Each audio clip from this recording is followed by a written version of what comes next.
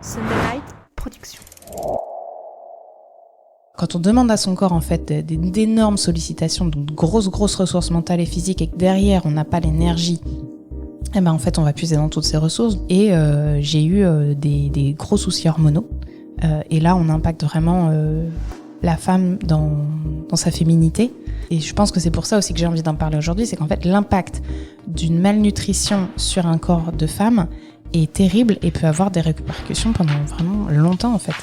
Bienvenue dans Ultra Talk. Je suis Arnaud Manzanini et chaque semaine, je me plonge dans des discussions captivantes avec des esprits audacieux pour vous lancer vous aussi dans des aventures hors du commun. Des sommets de l'ultra trail aux routes infinies de l'ultracyclisme, de l'alpinisme aux horizons lointains de la voile, toutes les facettes du monde ultra sont explorées. C'est parti pour un nouvel épisode. Manon Genet est connue pour ses exploits sportifs, sa détermination sans faille et sa quête incessante de dépassement de soi. Cependant, derrière chaque athlète se cache une histoire personnelle, des épreuves et des moments de vie qui ont façonné leur parcours. Dans cet épisode spécial, Manon nous dévoile un chapitre de sa vie qui a profondément marqué son chemin. Elle nous livre son témoignage authentique, nous permettant de mieux comprendre les défis qu'elle a su surmonter et les leçons qu'elle en a tirées. Je suis honoré d'être le témoin privilégié de ce récit profondément personnel. Alors préparez-vous à plonger dans l'histoire captivante de Manon Genet, une histoire de courage, de résilience et de transformation. Laissez-vous emporter par ses mots, ses émotions et son témoignage inspirant. Merci encore à Manon pour sa générosité et son authenticité. Je laisse place à mon invité du jour, Manon Genet. Bonjour Manon. Bonjour Arnaud. Alors, c'est pas la première fois qu'on se rencontre, mais ça me fait très plaisir. La dernière fois on s'est rencontrés, c'était il y a 4 ans. Il s'en passe des choses en 4 ans. Ouais. On va parler de tout ça. On s'était rencontrés pour l'épisode numéro 19. Alors, j'étais bien jeune, mais en termes que podcasteur, j'étais bien jeune à ce moment-là, l'épisode 19. C'était le tout début du podcast Ultra Talk. Et puis, forcément, j'ai suivi ton parcours, ton évolution. On va pas refaire l'épisode 19 aujourd'hui, mais tu nous disais dans cet épisode que tu étais toute jeune dans la discipline, que tu avais justement plein de fraîcheur et plein de réserve. Et déjà, un grand merci à toi de revenir 4 ans plus tard nous partager ces années-là, nous expliquer ton parcours. Il y a eu des moments qui ont été très beaux, on va en revenir, mais des moments qui ont été aussi difficiles. Qu'est-ce que tu peux nous dire, Manon, en introduction sur ces 4 années passées, avant qu'on rentre dans les détails, justement? Ouais, 4 ans, il y a finalement peu de temps qui se sont passés, parce que 4 années, finalement, elles passent très vite. Et en même temps, j'ai l'impression que c'était très loin, parce que beaucoup de choses se sont passées. Tu dis que tu étais jeune en tant que podcasteur. Moi, j'étais très jeune en tant que triathlète professionnel. Je pense que cet épisode-là qu'on avait enregistré ensemble, moi, j'ai eu beaucoup de plaisir à l'enregistrer. Je pense que c'est aussi pour ça que je suis là aujourd'hui, parce que j'ai beaucoup aimé notre échange et que voilà, il était très sincère. Bon, je sais pas ce que je peux dire sur ces 4 années, à part que j'ai vécu mon métier à fond, que c'est pas terminé, mais que j'ai vraiment appris beaucoup ces derniers temps. Et que je crois qu'aujourd'hui, j'ai aussi envie de partager les bons moments, parce qu'il y en a eu beaucoup. Mais j'ai aussi envie de partager les moins bons moments, parce que moi je pars du principe que une carrière, c'est pas une accumulation de bons moments. C'est peut-être ce qu'on voit beaucoup, mais au final c'est vraiment ce qui se passe dans l'ombre qui fait qu'on peut briller un jour ou l'autre. Et j'ai toujours essayé d'être très sincère vis-à-vis de ça, mais c'est pas forcément évident de le partager de manière simple sur les réseaux. Et parfois, mettre une voix dessus, c'est intéressant. Bon, on va rentrer dans les détails. Un grand merci pour ta sincérité et un grand merci pour avoir accepté mon invitation. C'était pas facile de pouvoir caler la bonne période. Mais écoute, on est tous les deux aujourd'hui à Paris, dans les studios d'Iron. Donc un grand merci à eux pour la mise à disposition. Et puis, si tu le veux bien, on va reprendre là où on s'est arrêté, c'est-à-dire en 2019. Comment s'est déroulée la saison 2019 pour toi? Alors, on va pas refaire le podcast, je l'ai dit, numéro 19. Je vous invite à aller l'écouter si vous le souhaitez. Mais comment ça s'est déroulé pour toi au moment où on s'est vu? Tu avais beaucoup d'ambition, beaucoup de projets. Tu avais constitué ton équipe autour de toi. Si on fait un petit retour en arrière, l'année 2019, comment est-ce qu'elle s'est passée? Elle s'est très bien passée comme ça, de manière officielle. Je crois que j'ai fait parmi mes meilleurs résultats. J'étais forte, j'étais jeune, pleine de ressources. Je pense que j'avais mis en place beaucoup de choses très intéressantes. Pour moi, j'étais vraiment à l'aube de quelque chose de grand. De grand, je sais pas, mais de fort en tout cas. Tu prends une 8e place au championnat du monde d'Ironman, donc à Nice. Ouais, cette année-là, j'ai fait 8e aux mondiaux Ironman, mondiaux Half. C'est sur un parcours qui était vraiment pas évident, parce qu'en plus de ça, c'est un parcours vélo très sélectif. Et voilà, il y a toutes les meilleures mondiales. Donc 8e, le top 10. Moi, je m'étais préparée pour le top 10. 8e, c'était vraiment, je l'ai sorti de mes tripes. Quand on s'était rencontrés, tu m'avais partagé que tu voulais être performante. Il n'y avait pas de gagne, pas de podium. Mais je voulais juste, tu me disais, je veux juste être performante à Nice. Est-ce que tu as réussi ton objectif? Est-ce que tu t'es sentie performante? J'ai été performante. Je crois qu'il n'y a pas eu de meilleurs résultats aujourd'hui sur les mondiaux de half. Donc oui, j'ai été performante. Performante, pour moi, c'est un mot qui me permet de... Évidemment, quand j'arrive sur une course, je joue la gagne. Évidemment, je suis une athlète professionnelle et je suis là pour ça. Maintenant, je peux très bien être performante en étant juste au maximum. Au maximum de moi-même. De toi-même, ouais. Exactement. En fait, on peut être performant sur une course sans pour autant être premier. Je pense que c'est plus une relation à soi-même et moi, le sport, je le considère plus comme ça. C'est une relation à moi-même. C'est pas forcément... Je me sers de l'adversité pour grandir, mais je me juge pas ou je définis pas ma valeur en fonction des autres. Et puis donc 2019, donc ça se passe bien, en tout cas dans la continuité de notre échange, avec beaucoup de motivation, beaucoup d'envie de progresser, d'avoir un impact dans ta discipline au niveau mondial pour aller chercher les meilleurs résultats possibles. Et puis quelques mois après 2020, donc le Covid arrive. Comment tu as traversé cette période en tant que triathlète professionnel? Moi, je me souviens très bien de l'échange qu'on a eu et je me souviens de la manière dont tu m'avais décrit ton métier. Et ce qui m'avait impressionné, c'était la structure. Pas la structure que tu avais mis en place autour de toi, mais vraiment comment tu avais structuré ton projet. Je me rappelle, tu m'avais parlé de business plan, tu avais vraiment structuré ton projet, donc tu maîtrisais, tu donnais la sensation de maîtriser ce qu'il y avait autour de toi pour performer. Et puis le Covid arrive, donc là il n'y a plus de compétition. En France, on pouvait plus sortir. Est-ce que tu te souviens de l'état d'esprit dans lequel tu es au mois de mars, quand on annonce un confinement strict, et puis toutes les courses s'annulent un petit peu au fur et à mesure de la saison? Comment s'est passée cette année 2020 pour toi? Très bien. En fait, après les mondiaux à Nice, là, je pars la semaine d'après, je pars au Pays de Galles pour faire un Ironman. Donc déjà enchaîner un mondial de half, plus une semaine après un Ironman, sachant que je fais 2e sur cet Ironman. C'était déjà costaud. J'ai suivi avec un hiver studieux et je repartais en fait sur un Ironman en mars. Donc je crois que le Covid a été annoncé ou le confinement a été annoncé fin mars, je crois, ou début avril, quelque chose comme ça. Et en fait, quand il y a eu cette annonce-là, alors bien sûr il y a de la déception, de la frustration, mais pour moi ça a été un soulagement énorme parce que je me suis dit ok, pause. Et en fait, quand on est athlète comme ça et qu'on est à 2000% tout le temps, on s'octroie jamais de moments de pause. En tout cas, moi, je m'octroyais jamais de moments de pause. J'étais tout le temps à 100% sur tous les fronts parce que j'étais la seule à pouvoir faire vivre ma carrière. En fait, si moi, j'étais pas sur un front, personne l'était à ma place. Et ce moment-là, je me suis dit, ok, là, ça va faire du bien. Et j'ai vécu un confinement, alors difficile dans le sens où je voyais pas forcément mes proches et que j'étais désolée pour tout ce qui se passait dans le monde. Mais en tout cas, moi... En relation avec ton sport et ta carrière, ça ne t'a pas perturbé? Le premier confinement m'a pas perturbé parce qu'on était tous dans la même situation. Et en fait, quand ça s'arrête au niveau mondial, ça s'arrête au niveau mondial. En fait, on est tous sur un pied d'égalité. Et je pense que c'est ça qui est difficile dans un sport, c'est quand on voit les autres pouvoir s'entraîner et nous pas. Là, c'était pas vraiment le cas sur ce premier confinement. En tout cas, on était tous dans la même galère. Et sur les autres confinements, ça a été différent? Ça a été Parce différent. qu'après, effectivement, souviens-toi, il y a eu, on a pu ressortir, et puis après, il y a eu une 2e vague, une 3e vague, bref, plusieurs confinements, peut-être pas aussi stricts que celui-ci, mais en tout cas, ça a eu un impact sur les épreuves. Et pour les suivants, comment ça s'est passé?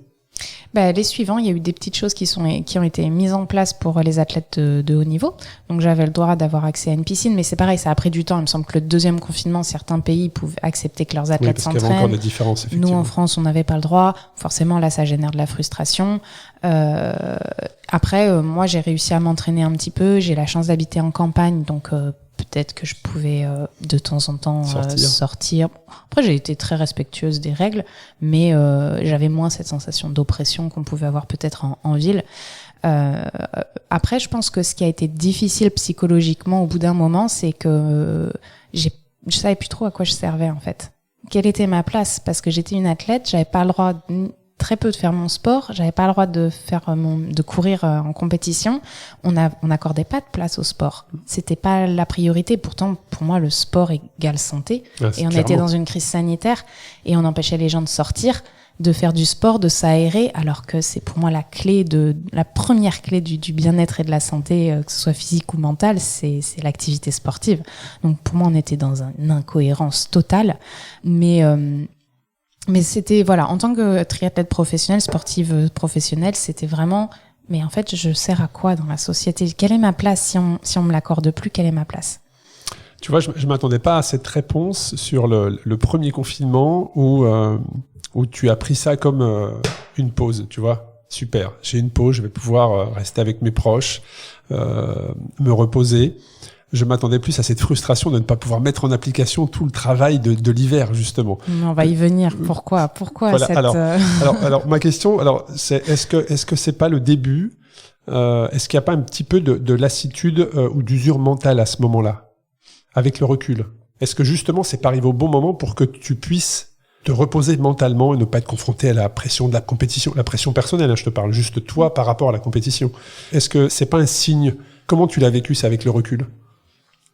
Je pense qu'avec le recul, c'était pour moi une opportunité de refaire un petit peu d'énergie, un peu de réserve, de me recentrer un peu sur moi, de me recentrer un peu sur mon couple, ma vie de famille. Alors j'ai pas de famille, je vis en couple, mais c'était une manière de dire ok, où est la priorité aujourd'hui? La priorité, ça reste quand même nos proches, notre famille. Oui, c'est vrai que ça a remis. Ça recentre. Ça recentre et ça redonne de la qualité au temps qu'on passe ensemble. Et ça, pour moi, c'était vraiment essentiel. Et finalement, je pense qu'on l'a vu, ça a été aussi un moment de vérité pour beaucoup de monde. On s'est retrouvés vraiment face à nous-mêmes pendant cette période de pause mondiale. Ouais, tout à fait. Et on s'est retrouvés les yeux dans les yeux avec nos proches. Et bon, moi, je l'ai vraiment vécu d'une manière...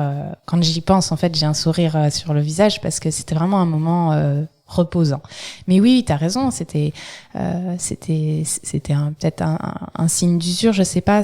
Mental, je suis pas sûre. Mais physique, c'est sûr. Ouais, mais parfois, tu sais, il y a un lien. Donc, effectivement, l'année 2020, elle a été, comme tu l'as dit, hein, tout le monde a été à pied d'égalité. On va se projeter sur 2021. Là, 2021, les résultats sont là. Championne de France de triathlon longue distance, vice-championne du monde de triathlon longue distance aux Pays-Bas. Donc là, on est dans la continuité de ce que tu me disais en 2019, de l'année de la préparation hivernale. Les résultats sont là. Est-ce que tu te dis, je vais encore aller plus loin, je vais encore aller plus haut? Comment tu as vécu cette année 2021 avec ces résultats-là qui viennent récompenser tout le travail qui a été fait? C'est drôle parce que la façon dont tu le décris, c'est pas du tout la façon dont je l'ai vécu. Je le décris d'une façon très positive. Mais oui, mais c'était très positif. Et il y a toujours eu du positif chaque année depuis 2019. Ça vraiment, chaque année, j'ai réussi à faire quelque chose. Mais ça ne retranscrit pas, toi, l'année que tu as vécue. Non, ça retranscrit absolument pas les difficultés que j'avais, en fait. Identifiées. Ouais, que j'avais identifiées, que je connaissais pertinemment. Mais j'arrivais toujours à avoir un sursaut d'orgueil, même s'il y a très peu d'orgueil dans ce que je fais. L'orgueil du champion, de la championne. Ouais, en tout cas, j'ai toujours réussi à faire quelque chose. Mais si on sait les conditions dans lesquelles je l'ai fait, on se rend compte que c'était bien plus que, enfin, je me suis vraiment complètement dépassée, en fait. Complètement dépassée pour réussir à faire ces résultats. Mais pour moi, c'était logique en termes de performance sportive. Je savais que j'étais capable de faire des choses comme ça. Mais pour moi, c'était pas du tout assez par rapport à ce que j'étais capable de faire. Je savais que j'étais bloquée d'une certaine manière. Il y avait très peu de pérennité dans mes résultats. Je faisais une super course, je faisais un abandon, je faisais une bonne course, moyenne, je refaisais un abandon. Alors que quand on s'est rencontrés la première fois, j'étais quelqu'un de très stable. Je faisais n'importe quelle course où j'allais, je faisais un résultat. Alors que depuis justement 2020-21, eh ben c'est vraiment beaucoup plus en dents de scie. Est-ce que tu as réussi à identifier ? Oui, je sais exactement ce qui s'est passé. Alors on en parlera. On va en parler. Donc 2021, les résultats sont là. Donc ce qui veut dire qu'en tant que championne, tu arrives à te concentrer sur les grands rendez-vous, puisque ce sont des championnats, et les championnats de France et les championnats du monde, où tu es au rendez-vous. Pareil, on accélère toujours dans les années, parce que je sais qu'on a beaucoup de sujets. Il y a quelque chose qui te tient à cœur que tu veux partager. Donc 2022, on va vers la qualification Hawaï. Et là, comment tu l'as vécu ? Qu'est-ce qui s'est passé pour toi ? 2022, je fais 3e au championnat d'Europe à Hambourg. C'était pareil, il n'y a pas de résultat en France, il n'y a pas eu de résultat comme ça encore. Donc ça prouve que j'étais toujours pertinente dans ce que je faisais. Ça me propulse à Hawaï, qui pour moi était de toute façon un objectif. Pour moi, Hawaï, tu me l'avais déjà dit, effectivement, c'est un objectif. Et ça me propulse à Hawaï et j'organise la fin de ma saison en fonction de cet événement-là. Je suis performante, je fais vraiment des très très gros entraînements comme j'ai jamais fait avant. Je me surprends même à être aussi compétente en fait dans les 3 disciplines. Alors tout est ouvert, quoi. Quand tu dis tu te surprends, Manon, c'est les performances que tu fais. Ouais. Donc quand tu vois à l'écran les temps, donc j'imagine que ça se concrétise en temps. Ce niveau de performance te surprend ? Il me surprend pas en termes d'investissement parce que je sais que je suis rigoureuse et que je fais ce qu'il faut. Je mets vraiment rien de côté dans tous les aspects de ma carrière. Mais je me surprends parce que ça reste des niveaux de performance que j'avais jamais atteints avant et que forcément quand on commence à passer des paliers, c'est normal, c'est normal, je sais pas, mais en tout cas moi j'avais une agréable surprise de voir que ça suivait et que je prenais un peu confiance en ce que j'étais capable de faire. Et puis ça te donne confiance aussi en ton corps, c'est-à-dire que ton corps est capable de traduire la motivation que tu as, l'envie que tu as mentalement, on va dire, ou psychologiquement. Ça se concrétise réellement par un effort physique. Et puis arrive Hawaï. Où des gros objectifs, une grosse motivation. Tu m'avais dit lors de notre rencontre en 2019 que c'était quelque chose qui te faisait rêver, non pas de gagner, mais d'être performante, toujours cette relation-là. Le fait d'être performant, c'est de donner le meilleur de toi-même. Et puis ça s'est pas forcément passé comme prévu. Non, pas du tout. Ça s'est pas prévu, ça s'est pas bien passé jusqu'à 5-6 heures de course, parce que j'étais quand même dans le top 10 jusque-là. Ouais. On est au kilomètre 20 du marathon. Ouais, on est même avant. Sur la fin du vélo, je commence à vraiment 90e, 100e kilomètre à vélo, sachant qu'il y en a 180. Ça commence à être dur et j'arrive pas à comprendre pourquoi. Quand tu dis ça commence à être dur, c'est quoi ? C'est la perte de puissance, c'est des étourdissements, c'est des hallucinations peut-être ? C'est de la grosse perte de puissance, des douleurs partout, dans le dos, dans les muscles, une incapacité à rester sur mes prolongateurs. Je suis vraiment en lutte, en fait. Et c'est pas une lutte qui est normale. Et je me disais, c'est pas possible, je m'entraîne pas assez encore. Ah oui, tu étais dans cet état d'esprit. J'étais dans un état d'esprit où j'avais quand même mené le 2e pack en natation devant Daniel Harry et Flora Philippe, qui sont... voilà. Donc je mène. Vélo, j'ai un peu moins de puissance au départ et je me souviens par contre du podcast, c'est une de tes qualités. Tu nous avais expliqué en 2019 que justement, naturellement, c'est une de tes qualités, donc que tu continues à travailler, mais la puissance en vélo, c'est une de tes qualités. C'était une grosse qualité qui, on va le venir, est devenue une... Qui n'est plus. Ouais, qui est devenue une faiblesse. Donc vélo, je perds un petit peu de terrain, mais je suis vraiment toujours dans le jeu. Je suis en top 10 et je roule bien et y a des cartons devant, je reprends des athlètes. Et voilà, et au bout d'un moment, je commence à sentir que physiquement, je tiens pas la route en fait. J'y arrive pas, je comprends pas, j'ai plus de puissance. Et excuse-moi, je te coupe Manon, mais pendant la course, tu te flagelles toi-même. C'est-à-dire que pendant la course, tu te dis toi-même, je m'entraîne pas assez. Tu es dans cette démarche ? Non, pas vraiment. Ou tu es vraiment dans la concentration qu'est-ce qui m'arrive en fait ? Ouais, je suis très concentrée et je suis dans l'analyse en fait. Pourquoi ? Quel est en fait vu tout ce que j'ai mis en place ? Pourquoi là je flanche ? logiquement, moi, je me dis, je suis pas assez entraînée, parce que la première chose qu'un athlète se dit avec zéro recul, le nez face à cette situation, c'est je manque d'entraînement. Bête et méchant, mais voilà, c'est clairement comme ça. Voilà. Mais je me dis, c'est pas grave, ça va revenir. L'Ironman, le principe, c'est ça, c'est qu'il faut savoir passer les hauts et les bas et trouver la meilleure moyenne dans toutes ces oscillations de sensations. Et tu n'avais rien changé à ta stratégie habituelle, pas de changement d'hydratation, pas de changement d'alimentation. Enfin, la stratégie était tout adapté à la stratégie pour cette course, qui reste une course particulière. C'est à l'autre bout du monde, c'est Hawaï, il fait très chaud, l'humidité. J'étais partie m'acclimater pendant 3 semaines avant, tout était donc t'avais tout optimisé. Quoi.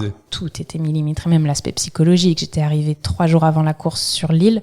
J'avais passé 3 semaines sur une autre île et j'étais arrivée au dernier moment parce que je sais que psychologiquement, moi, être dans le bain de la course pendant 3 semaines avant, c'est pas mon truc. Donc vraiment, tout était chronométré, millimétré et j'avais vraiment rien laissé au hasard. Donc pourquoi ça flanchait là? Mais je sais que je me souviens sur le vélo, je me suis dit, là, c'est même plus la performance qui est mise en jeu, c'est la fin de la course. Et j'avais déjà cette lucidité-là à ce moment-là. Mais c'est pas grave, je me dis, j'essaye. J'avais mal au ventre, j'étais mal. Je commençais à flancher un petit peu. Et je me dis, c'est pas grave, on y va. Je commence le marathon et en fait, je faisais des pauses. Et à chaque fois que je reprenais à courir, je rattrapais mes concurrentes. Et hop, repose. Et je rattrapais mes concurrentes à nouveau quand je me remettais à courir. Et c'était comme ça jusqu'à ce que, littéralement, je m'effondre. Je m'évanouisse sur la Queen K. Ouais, perte de connaissance. De connaissance. Après, j'ai commencé à reprendre un peu connaissance. J'ai vomi toutes mes tripes. J'ai jamais vomi comme ça. Désolée pour les détails, mais c'était Non, ça fait partie des efforts intenses et longs. J'étais complètement désorientée et je régurgitais absolument tout ce que j'avais pu prendre depuis le début de la journée, comme si j'avais rien digéré, comme si rien n'était passé dans mon corps en fait. D'où cette perte de puissance, ça peut aussi être... Vraiment, je le dis là, je l'ai pas dit souvent, mais j'ai cru que j'allais mourir sur cette Queen K. Tu te sentais partir? Ah, je me sentais partir. J'ai été mal à un point que j'ai vraiment cru que j'allais jamais m'en remettre. J'ai cru que j'allais partir. Et ça choque. Parce que quand on est tout seul sur une route... puis à l'autre bout du monde. À l'autre bout du monde, puis c'était malheureusement un endroit où il y avait personne. Et j'ai un vélo qui est passé et il a vu que j'étais pas bien et c'est lui qui m'a prise en charge. Mais heureusement, parce que j'ai quasiment pas de souvenir entre le moment où il m'a prise en charge et le moment où j'ai été dans la tente médicale au départ, quoi. Ce que je sais, c'est que je me suis littéralement vidée et j'ai eu perte de connaissance et je sais plus si j'ai eu des hallucinations, mais c'est très flou dans ma tête. Et que t'ont dit alors déjà, tu reprends connaissance. Quelles sont tes premières pensées? Est-ce que tu dois bien évidemment être choqué, penser à tes proches, mais les minutes d'après, les heures d'après, quelles sont les informations que le corps médical a pu te donner pour essayer parce que j'imagine toutes les questions qui ont dû envahir ton esprit, et dans les minutes après le fait d'avoir repris connaissance, quelles sont les informations qui viennent à toi qui te permettent d'avoir un début de réflexion? La première chose qui se passe, c'est qu'on me dit que je suis en état de déshydratation totale. Mais ça, c'est finalement que l'explication simple de ce qui se passait en fait dans mon corps, mais j'étais en état de déshydratation. Voilà. Pourquoi sur le moment en fait on s'en fiche un petit peu. Moi, ce que je voulais, c'était pouvoir remarcher. Et toi, c'était savoir comment c'est arrivé aussi peut-être. Sur le moment, non. En fait, parce que je savais que j'avais bu et je savais que j'avais tout revomi. Je savais pas pourquoi, mais en fait, à ce moment-là, c'est pas vraiment l'intérêt. Enfin, tout ce qu'il faut, c'est surtout être en bonne santé, retrouver mes proches. Rien de grave, exactement. Et d'ailleurs, je me souviens quand je sors de la tente médicale que les médecins me laissent, je retrouve Fred qui est mon conjoint et je sais que j'ai le sourire parce qu'en fait, ce qui était le plus important à ce moment-là, c'était que j'aille bien. Et t'avais réhydraté? Perfusé, j'imagine. J'étais sous perf, bien sûr, j'étais sous perf et ils m'ont pas laissé avant un paquet de temps, première, deuxième, troisième et même, je crois, tous les pros avaient eu le temps d'arriver que j'étais toujours pas sortie de la tente médicale. Mais sur le moment, c'est plus un soulagement et de la reconnaissance vis-à-vis de toutes les gens, de toutes les personnes qui ont été là qui ont été prises en charge. Et puis, à la limite, c'est qu'une course. Et oui. la vie est beaucoup plus importante qu'une course. C'est après que c'est dur.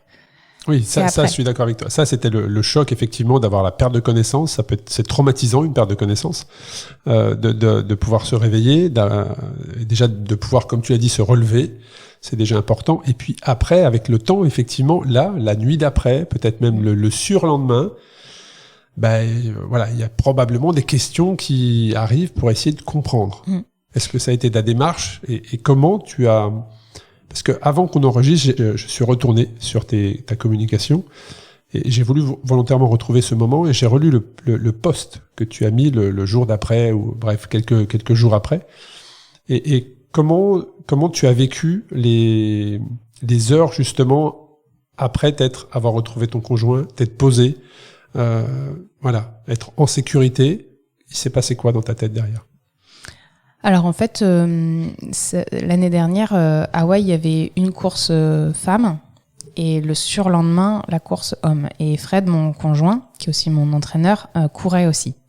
Donc en fait, quand je suis rentrée, il s'agissait pas de moi. Moi, je me suis dit, ok, moi j'ai foiré, ok, ça peut arriver. Là, il s'agit pas de moi.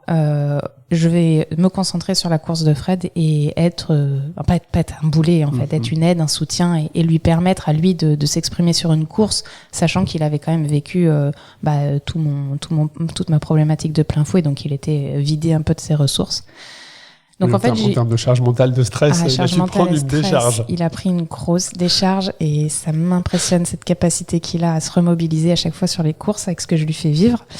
Mais donc j'ai eu quasiment 48 heures où je me suis pas trop posé la question de moi, il s'agissait pas de moi, je voulais rester solidaire et pas égoïste. Et quand il a fait sa course, qu'il a très bien réussi, là par contre j'ai déchanté parce que là je me suis dit ok, qu'est-ce qui s'est passé? Décompression en fait. Décompression totale. Et pour être tout à fait honnête, de ce jour-là, donc du surlendemain de la course jusqu'à mois de novembre, fin novembre, je crois que j'étais en état de dépression totale. Une dépression qui a été vraiment très difficile parce qu'en fait, j'ai fait le point avec le corps médical qui m'accompagne, mon équipe, et j'ai eu vraiment une grosse prise de conscience de pourquoi en fait ça m'était arrivé, qu'est-ce qui s'était passé, et j'ai vraiment pris conscience de jusqu'où j'avais amené mon corps, et j'avais vraiment amené mon corps à un point où j'aurais pu ne pas m'en remettre en fait. Parce que dans ta communication, je me permets de la relire.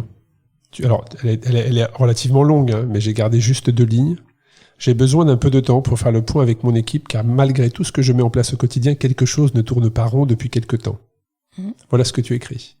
Ça veut dire que, à ce moment-là, est-ce que tu as une réponse du corps médical ou est-ce que tu n'as pas de réponse, mais intérieurement, tu le sais? Je pense que j'ai les deux. J'avais la réponse en moi depuis toujours, depuis 2019. Depuis 2020 en fait, mais je voulais pas l'entendre. Donc en fait, quand mon équipe qui m'a en fait répété une ultime fois ce qui se passait, là je l'ai entendu parce que j'étais au pied du mur. Donc j'ai un peu de temps pour arrêter de le nier en fait, l'accepter, le digérer. Et en même temps, il fallait que je la pousse un petit peu plus loin parce que j'étais à l'étranger, je pouvais pas faire les examens médicaux, etc. Mais il fallait des bilans sanguins, il fallait des choses qui soient un peu plus factuelles pour qu'on soit sûr. Et puis peut-être aussi pour que tu l'acceptes, pour te mettre des chiffres sous les yeux, peut-être. Oui, mais je crois qu'à ce moment-là, j'avais tellement été mal sur cette course et en fait, il y avait tellement de choses qui s'étaient cumulées depuis 3 ans et demi qu'en fait, je le savais, que j'avais pas besoin de chiffres, je le savais et je le marque très bien. Il y a un truc qui tourne pas rond et je le sais depuis longtemps. Donc en fait, il y a eu beaucoup de déni, c'est un peu ça, hein. Totalement. Tu me dis si je me trompe, mais il y a eu beaucoup de déni jusqu'à ce que le coup près tombe, tout comme toi d'ailleurs, malaise, perte de connaissance, pour que là tu relèves la tête peut-être et tu te dises bon là ok, j'ai compris. Et est-ce que tu peux, si tu le veux, nous partager ce que tu dis dans ton message, ce qui tourne par rond, et là tu viens de dire que tu l'avais identifié. Qu'est-ce qui n'allait pas dans ta préparation, dans ton entourage? Qu'est-ce qui ne tournait pas rond? Qu'est-ce qui ne fonctionnait pas? Et la ficelle sur laquelle tu tirais à chaque fois jusqu'à ce qu'elle casse. En fait, tu vois, tu dis qu'il y avait beaucoup de déni et il y en avait, mais il y avait autant de lucidité. C'est-à-dire que j'étais très très lucide de ce qui se passait, c'est juste que je n'acceptais pas. C'était plus un manque d'acceptation. Oui, la phase d'acceptation, voilà. bien sûr. Manque d'acceptation que j'étais pas sur le bon chemin et qu'il fallait que je m'arrête. En fait, j'aurais dû m'arrêter bien avant, mais pas s'arrêter de manière définitive, mais sûr. Laisser à mon corps le temps de récupérer. Et d'ailleurs, c'est vraiment pour ça que je voulais faire ce podcast avec toi, c'est que 2019, quand on se rencontre, quand on fait ce premier épisode, on était au lendemain d'Hawaï aussi, parce qu'en 2018 j'étais à Hawaï en tant que professionnelle, et il faut savoir qu'en fait j'avais que 1 an et demi de triathlon professionnel dans les jambes, donc en fait finalement très peu de connaissances surtout, même si j'étais lucide sur plein d'aspects, j'avais très peu de connaissances, et j'avais besoin en fait d'avoir des accompagnements pour comprendre tous les facteurs de performance. Et fin 2018, quand je fais 31e à Hawaï, je me dis bon, là il y a un truc qui va pas, j'avais manqué d'énergie sur la course en fait. Il y a un truc qui va pas dans mes apports, il faut que je travaille l'apport nutritionnel. Et je choisis de me faire suivre par un nutritionniste, diététicien, voilà, quelqu'un qui a l'air soit compétent, il a les diplômes, il fait du triathlon longue distance, il a l'air de comprendre la discipline, et en fait ça a été le début d'une descente aux enfers. Exactement, d'une descente aux enfers. J'aime pas fustiger les gens, et je suis vraiment pas là pour pointer du doigt les gens, mais là ça a vraiment été un tournant dans ma carrière, parce que cette personne m'a guidée sur le mauvais chemin et m'a fait faire des choix alimentaires qui m'ont profondément détruite. Détruite. Mentalement, physiquement. Physiquement d'abord, et forcément après t'as le mental qui suit. Très clairement. Et ça faisait en fait depuis 2019 que je luttais contre les symptômes d'un déficit calorique énorme, qui en fait ont une répercussion énorme sur la performance normale, mais en fait sur tout le fonctionnement du corps humain et de la femme. Et ça dans les différentes analyses, parce que j'imagine que tu étais suivi, et que peut-être tous les hivers ou régulièrement tu avais des analyses médicales pour voir si tout fonctionnait bien. À aucun moment il y a eu des alertes? Tout le temps. Il y a tout le temps eu des alertes? Tout le temps. Depuis fin 2019, je suis profondément blessée par ces choix alimentaires, cette orientation alimentaire. Et j'avais noir sur blanc les traces de mes carences, de mes déficits, de tout ce qui fonctionnait pas. Mais en fait, ce que je n'arrivais pas à faire, j'arrivais pas à faire de lien en fait entre toutes ces informations. J'arrivais pas. J'avais des carences, j'avais des symptômes, j'avais des comportements, j'avais des performances qui étaient liées à ce que je ressentais. Incapable de faire le lien entre tous ces éléments. Alors je traitais les choses une par une. Ouais, d'abord on va traiter les carences, là on va traiter ça, et j'essayais de faire tous les points, mais sans comprendre qu'en fait c'était vraiment un fonctionnement global qui était abîmé en fait. Et ça, je l'ai compris en octobre dernier à Hawaï, sur cette Queen Key, où j'ai cru que j'allais y passer, quoi. Et avec le recul, Manon, qu'est-ce qui fait justement que tu n'arrivais pas à, selon toi, et tu le dis, tu prenais les choses une par une, mais tu ne voyais pas la globalité. Et avec le recul, il y a ton entraîneur, ton conjoint, ton équipe que tu as mis en place. Probablement qu'ils t'ont alerté, ou peut-être que eux avaient déjà détecté des choses qui n'allaient pas. Avec le recul, qu'est-ce qui fait que tu n'as pas relevé la tête, justement? C'est facile à dire après, hein. J'accuse pas du tout, hein. C'est très facile de parler après, mais c'est toi qui l'as vécu, donc je pense que t'es mieux placé pour en parler. Mais qu'est-ce qui fait selon toi que tu n'arrivais pas à accepter ça, ou voir la globalité justement? Déjà, il y a eu plusieurs choses. J'ai été accompagnée par cette personne-là qui m'a très mal orientée. Donc, en fait, il y a eu un gros problème de confiance qui s'est installé. J'avais plus confiance dans les personnes qui pouvaient potentiellement m'accompagner, parce que j'avais tout de suite compris qu'ils m'emmenaient sur la mauvaise, je l'ai compris au bout d'un an et demi, hein. Mais c'est tout de suite dans le sens où j'ai bien vu au bout d'un certain temps que ça allait pas du tout. Quelque chose qui clochait. Et donc là, je me suis dit, en fait, je peux pas faire confiance, parce que c'est mon corps c'est mon outil de travail, et si je le mets entre les mains de quelqu'un qui s'y connaît pas, ou même qui qui dit qu'il s'y connaît alors qu'en fait, il ne s'y connaît absolument pas. Légitimité, crédibilité. Voilà. Donc, moi, j'ai eu un énorme problème de confiance. Donc, je me suis retrouvée à être accompagnée par d'autres personnes à qui je ne faisais pas confiance. Et ça voulait pas dire qu'elles m'orientaient mal. Ça voulait juste dire que je n'avais pas confiance. Et on était toujours dans cette phase de déni où on me disait, bah là, Manon, c'est simple. Il faut t'arrêter 6 mois parce que là, ton corps, il n'en peut plus. Mais moi, je connaissais cette personne depuis 2 mois, 3 mois, 2 semaines. C'est un cercle vicieux. Bah, c'était non. Ouais, non, vous savez pas ce dont je suis capable. Parce que moi, mentalement, encore, à ce moment-là, j'ai une niaque, mais monstrueuse. J'en veux et j'ai vraiment faim, quoi. Donc, incapable d'accepter ça. Je vais pas m'arrêter maintenant. Vous vous rendez compte, les sponsors, je vais devoir m'arrêter de gagner des sous parce que on parle quand même de triathlon. Bien sûr. C'est-à-dire que si je ne cours pas, je ne rentre pas d'argent et que je vide mes sponsors qui eux aussi me permettent de vivre grâce à mes résultats. Donc en fait, m'arrêter maintenant, alors que pour moi je suis sur un tremplin, je suis sur une rampe de lancement, non, je m'arrête pas. Vous renvoyez là vos analyses médicales, vous savez ce que vous en faites. Moi, je continue parce que je sais ce dont je suis capable. On est dans un cercle vicieux là. Ouais. Et le pire, c'est que mon entraîneur, donc Fred, qui est aussi mon conjoint, me le dit. Alors il me dit pas de m'arrêter. Il voit que déjà au niveau de l'alimentation, il y a eu un énorme problème. Mais je ne veux pas écouter. Je suis dans le déni complet. Est-ce que l'alimentation, c'est très particulier. Hein. Ça peut rendre fou le manque d'alimentation pour un sportif de haut niveau. Est-ce que ça a eu un impact sur de la boulimie chez toi ou pas du tout? Ça n'a pas eu de lien. Parce que le fait d'être en sous-calories régulièrement, et quand on fait des séquences d'entraînement qui sont exigeantes, et j'en avais discuté d'ailleurs sur le podcast Dans la tête d'un cycliste avec Yoann Ofredo, ancien coureur professionnel, qui a connu les années où il fallait être très maigre, ça a un impact sur le mental de dingue en fait. Et est-ce que toi, parfois, tu as eu cette envie de te goinfrer, de tout manger parce que tu étais en sous-calories, ou pas du tout? Ça a eu un impact différemment sur le corps humain et peut-être même en tant que femme, comme tu l'as dit tout à l'heure. Je pense que dans cette expérience-là, ma force, c'est que je suis quelqu'un de stable et d'assez solide. Et que, au final, j'ai pas eu de comportement excessif.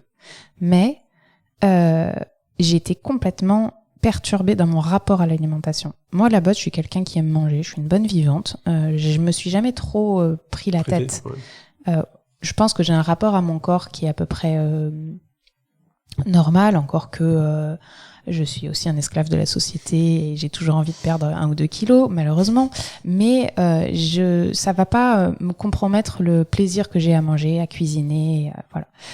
Et avec mon expérience là, qui était en fait une orientation de régime, j'appelle pour là, je vais vraiment utiliser le mot le régime, qui était vraiment une strict, j'imagine. C'était même pas strict en fait, c'était un régime qui était vraiment à la base de restreindre l'apport glucidique et restreindre l'apport en gras lipidique. Donc en fait, j'étais en restriction de tout. De sucre, sucre rapide, sucre lent et lipides. Et j'ai quand même fonctionné comme ça pendant 1 an.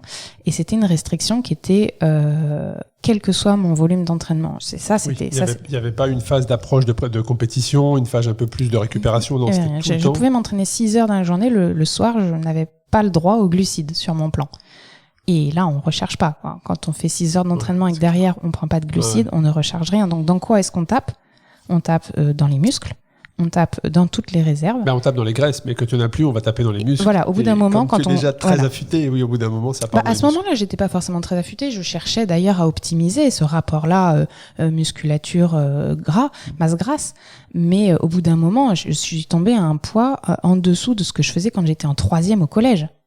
J'étais devenue vraiment très très menue, mais un niveau de minceur qui ne me permettait t'avais plus de puissance en fait. Alors j'étais plus puissante, et c'est là que j'ai commencé à cesser de progresser à vélo, voire même à avoir plus de difficultés. J'étais plus légère, bien sûr. En col, ça grimpait mieux. En course à pied, ça allait un peu plus vite. Mais j'avais pas ces ressources-là qui me permettaient d'être performante sur la longue distance. Et quand tu étais face à toi-même devant la glace, c'est que tu voyais cette transformation. Qu'est-ce que il y a pas un moment donné où tu t'es dit bon là ça va trop loin, je suis maigre, tu vois. Quel était ton rapport avec toi-même en fait? Il était horrible parce que je pense que j'étais en train de m'affûter, mais je me voyais toujours grosse. Donc là, on est dans un rapport à l'alimentation, un rapport à l'image qui est terrible. Et d'ailleurs, ce qui était très difficile, c'est que... C'est presque, excuse-moi je te coupe, mais une relation d'anorexie dans ce que tu dis. Ouais, j'ai jamais eu de comportement anorexique, dans le sens où je me suis jamais... j'ai jamais voulu, en fait, me restreindre. Mais mon plan faisait que j'étais dans la restriction. Et j'avais beau le verbaliser, le dire, je me souviens avoir eu des retours. Et là, c'est là, en fait, l'aspect psychologique. Quand tu me demandes mon rapport à moi-même, j'avais des retours où j'avais, par exemple, des retours qui me disaient, ton rapport aux glucides n'est pas bon. Tu es devenue, tes parents t'ont rendue carbodépendante. Il va falloir que tu travailles en psychologie ou en prépa mentale pour changer ton rapport aux glucides. Donc, en fait, moi, j'étais tellement dans une recherche de performance. Et quand on me disait qu'en fait, le problème, il venait de moi, quand je disais que j'avais faim, en fait, ça détruit profondément le rapport qu'on peut avoir à l'alimentation. Parce qu'en fait, je me suis sentie pendant des années anormale dans ma relation à l'alimentation. Alors que l'alimentation, c'est le carburant principal. La calorie, c'est la base de la performance. C'est le principal. Je me souviens de demander qu'est-ce que je peux manger sur le vélo, parce que des gels, je peux pas en manger tout le temps et je peux pas fonctionner avec des sucres rapides dès que j'ai une fringale. Je disais, est-ce que je peux manger une banane? Il me disait non, c'est trop calorique. Donc ça m'a modifié profondément mon rapport à l'alimentation, parce que pour moi, glucides égale grossir. Et c'est comme ça. C'est dur, ça, ouais, c'est dur. Hein. Voilà. Et donc ça a été comme ça pendant. Ça a été une guerre contre moi-même, comme ça, depuis. Psychologiquement, ça doit être jusqu'à cet hiver, en fait. Psychologiquement, Psychologiquement, c'est difficile. L'alimentation, pour ceux qui l'ont connu dans le sport de haut niveau, ça a un impact énorme sur l'approche de son sport, sur la performance de son sport. Et donc, il y a ce coup près qui tombe. J'allais presque dire tu t'en sors, mais oui, tu t'en sors en fait physiquement, parce que ça aurait pu être beaucoup plus grave. Quel impact ça a eu? Tu as commencé à en parler, et si tu veux bien le développer, sur le corps de la femme. Parce qu'il y a le corps de la sportive, mais le corps de la femme que tu es, quel impact ça a eu? Je pense qu'en fait, c'est ça qui va nous différencier beaucoup entre les hommes et les femmes, c'est que moi, en tant que femme, ça a eu un impact... déjà, sur mon rapport à l'alimentation, on l'a déjà dit, ça a eu un impact terrible sur ma psychologie, mon aspect psychologique, c'est-à-dire que j'ai connu des phases de dépression importantes, parce que quand on demande à son corps en fait d'énormes sollicitations, donc de grosses ressources mentales et physiques, et que derrière on n'a pas l'énergie, en fait on va puiser dans toutes ces ressources. Donc à un moment, le moral, le mental, il lâche. Donc j'ai connu des étapes assez dépressives. J'ai eu et après j'ai eu des états de carence, et j'ai eu des gros soucis hormonaux. Et là on impacte vraiment la femme dans sa féminité. Et je pense que c'est pour ça aussi que j'ai envie d'en parler aujourd'hui, c'est qu'en fait l'impact d'une malnutrition sur un corps de femme est terrible et peut avoir des répercussions pendant vraiment longtemps en fait. Et ça, c'est le corps médical qui t'accompagne, enfin qui t'a expliqué tout ce qui s'était passé. Comment tu as eu toutes ces réponses et déjà, j'ai vécu toutes les étapes. Ouais. Donc, c'est simple, hein, quand tu te retrouves chez les gynécos et que on t'explique ça, quand tu te retrouves chez tous les médecins et qu'on te dit en fait point par point ce qui se passe sans faire de lien. Mais moi, je le fais à la fois. Après, ça a un impact en fait. Sur tous les aspects, au-delà de la performance, ça a vraiment un impact sur le système de reproduction, le système hormonal de la femme, quoi. Fonctionnement. Si on revient sur ce qui s'est passé, il se passe quoi les semaines d'après? Donc effectivement, on te dit, on commence à t'expliquer le pourquoi du comment, tu commences à prendre conscience. Il faut être capable à un moment donné de faire table rase pour repartir. Et ça aussi, c'est peut-être pas facile à faire, d'accepter de s'être trompé. Tu vois ce que je veux dire? En fait, c'est même pire que ça. C'est que dans mon cas, c'est pas moi qui me suis trompée. Oui, enfin oui. C'est qu'en fait, et c'est ça que j'ai envie de Je vois ce que tu veux souligner dire. aujourd'hui, c'est qu'en fait, j'ai été mal amenée. Alors, bien sûr, je suis responsable aussi de ce choix parce que j'aurais pas, voilà, si j'avais tout de suite compris, j'aurais pas choisi cette personne ou ça aurait duré 2 semaines et puis basta. Donc, je suis responsable aussi. Mais pour moi, ce qui a été très dur, c'est qu'en fait, j'ai fait un choix pour la performance et que je me suis retrouvée face à quelqu'un qui m'a amenée vers la contre-performance. Ça a été terrible. Mais quand on m'explique concrètement qu'il se passe que, en fait, je ne peux plus fonctionner comme ça, je suis au bout de mes réserves, je suis épuisée, c'est assez simple, c'est que je ne peux pas fonctionner autrement, enfin, je ne pourrais plus fonctionner comme ça. Si je m'arrête pas à ce moment-là, après Hawaï, si je m'arrête pas, Est-ce que tu aurais pu vraiment continuer d'ailleurs? je ne pouvais pas continuer. Voilà, ouais. Je ne pouvais pas. Alors, est-ce que c'était pas un soulagement, ces réponses? Est-ce que tu t'es pas dit, quelque part, bon, voilà, enfin. Tu vois, quand je dis enfin, c'est... certes, c'était probablement difficile, mais tu sais, j'ai connu parfois dans les échanges que j'ai eus avec mes invités, qu'ils soient champions ou parfaits inconnus, certains parfois ont été jusque à la blessure, volontairement, pour que ça s'arrête. C'est exactement Tu vois ce qui s'est je veux passé. dire? C'était Voilà. une blessure et il fallait que j'ai ça pour m'arrêter. Donc, un soulagement, non. Franchement, non. Mais une opportunité à saisir, oui. Dur, parce que ça veut dire que je vais devoir m'arrêter et que je sais pas si je vais pouvoir revenir ni dans quel état je vais revenir. Mais une opportunité de redonner un deuxième élan à ma carrière, de faire table rase, de m'écouter à nouveau. Et en fait, ce qui s'est passé cet hiver, c'est que j'ai vraiment fait un burn-out complet. Voilà, je pouvais plus me lever de mon lit quasiment. Je dormais 12 heures minimum par nuit. Je pouvais quasiment rien faire et ça a duré pendant des semaines et des semaines. Et même Ton corps s'est mis en pause. mon corps a dit stop. Il m'a dit voilà, c'est plus possible maintenant. T'as vraiment été trop loin dans tous les sens du terme. Tu peux pas continuer comme ça. Donc en fait, j'avais juste pas le choix et je me suis dit on va faire de cette période une période productive pour que je renoue avec la Manon que j'avais laissée en 2019 avec toi sur un podcast. Mais avec tout ce que j'avais pu apprendre ces dernières années, mais je me suis dit ok, là Manon, c'est une opportunité de repartir. Alors oui, bien parce sûr, que depuis 2019, il y a des choses sportivement qui sont très positives, mais il faut se servir de cet échec quelque part. Hein. Je sais pas si... cette expérience. Voilà, cette expérience, c'est bien plus positif. Cette expérience pour justement tirer du positif et pouvoir saisir une nouvelle opportunité de te reconstruire, de faire respirer un peu aussi ton corps, voilà, le laisser un petit peu respirer, reprendre de l'énergie. Comment s'est passé l'après, le moment où tu as pu te relever, les premiers tours de roue, les premières foulées, comment c'est peut-être une nouvelle acceptation avec un rapport avec une nouvelle Manon peut-être. Comment ça s'est passé ces moments-là? Ouais, c'est exactement ça. Je crois que c'était vraiment une nouvelle Manon qui se relevait. Alors j'ai essayé de me relever 1 ou 2 fois avant de vraiment réussir à le faire. Je me souviens quand j'ai essayé de reprendre, c'était mi-décembre. Je m'étais donné un battement de 6 semaines pour récupérer entre la fin de l'épopée aux États-Unis de l'année dernière. 6 semaines, normalement, c'est le délai qu'on préconise pour la cicatrisation de tous les tissus. Voilà. Donc, je me suis dit, on part sur 6 semaines. Mon équipe m'avait prévenu que c'était minimum 6 semaines. Moi, je partais sur 6 semaines, évidemment. Et au bout de 6 semaines, j'ai repris et là, j'ai compris que c'était pas possible. J'étais toujours pas prête, en fait. Je pouvais pas. C'était une fatigue, mais une fatigue intense. Et... Je pense que, tu vois, quand tu l'as pas vécu, tu peux pas comprendre. Tu vois ce que je veux dire? On comprend ce que tu dis, mais on peut pas imaginer le ressenti corporel. Ouais. C'est complètement incompréhension totale de ce qui peut se passer à l'intérieur et le corps est inapte. Inapte à vraiment au moindre effort.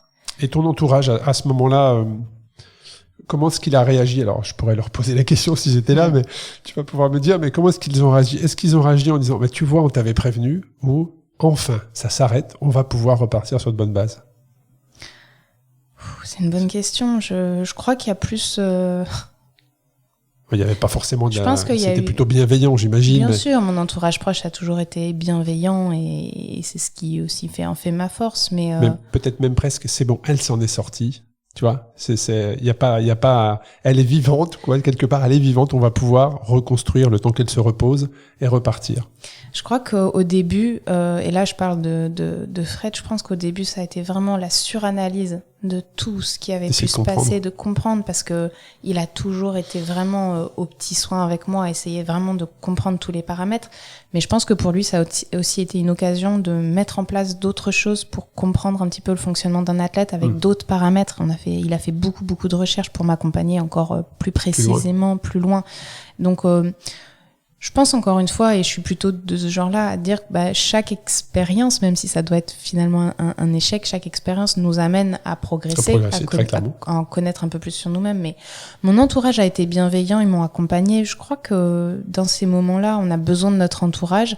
Mais tu vois, là, tu me poses la question, et je crois que ce qui me marque le plus, c'était surtout mon rapport à moi-même, en fait, parce que mon entourage, ceux qui m'aiment, ils m'aiment pour la Manon que je suis depuis que je suis née. Oui. Ils m'aiment pas pour ce que je représente dans le triathlon.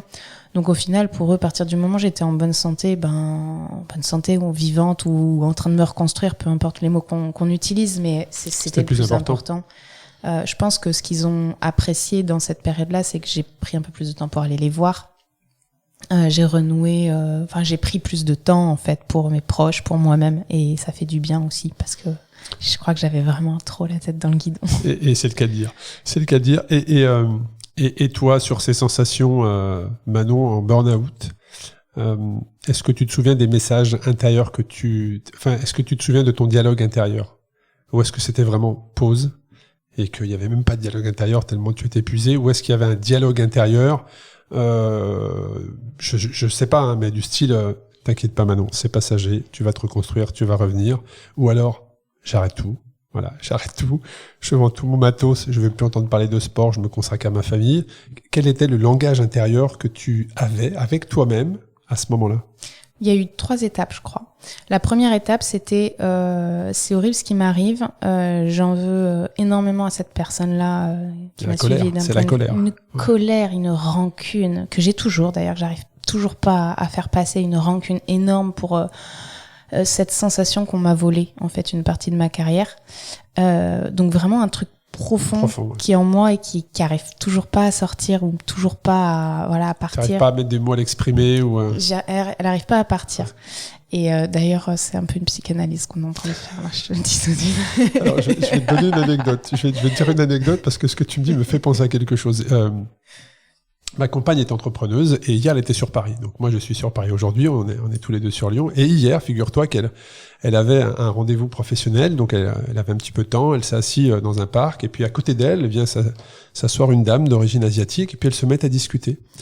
Et il se trouve que cette dame était professeure de yoga et elle lui a sorti un truc, elle lui a dit écoute, dans la vie tu sais, le passé est passé, tu ne peux rien y faire.